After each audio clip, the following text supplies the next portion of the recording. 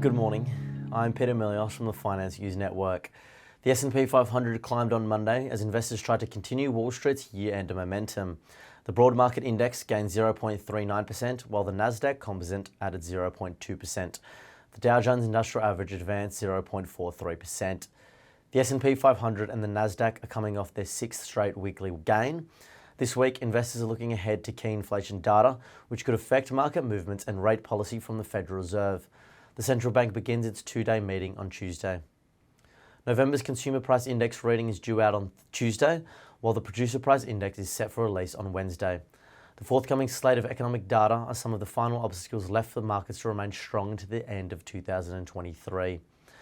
Macy's shares rallied more than 19% on the news the retailer received a buyout offer for $5.8 billion. Tech stocks Apple and Nvidia pulled back 1.3% and 1.9% respectively, limiting the Nasdaq's gains. Shares of Meta Platforms ticked down by 2.2%. Turning to US sectors now, all closed higher overnight except for communication services. Consumer staples was the best performer. Bitcoin has experienced an 8.9% price decline today, plummeting to $40,550, erasing most of its gains from the previous week. The drop is attributed to factors like the absence of a specific catalyst, the liquidation of long options bets, and the broader market dynamics, including a rally in the US dollar and rising Treasury yields, which suggest a potential delay in the Federal Reserve's planned interest rate cuts. In commodity-related news, the UN's COP28 Climate Summit Draft Agreement has faced backlash for omitting a reference to the phase-out of fossil fuels.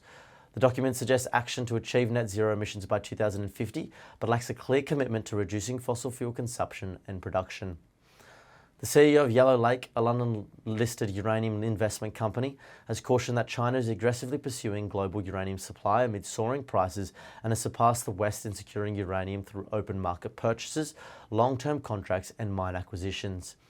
As uranium prices hit a 15-year high, this competition for limited resources could pose challenges for Western utilities in sourcing their supply.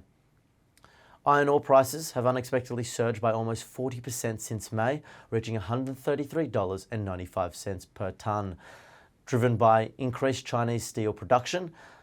Despite a drop in steel prices as China flooded the market with steel, iron ore prices continue to rise due to China's substantial demand. Looking ahead to the Australian landscape now, the SPI futures are pointing to a 0.2% rise. Thank you for listening.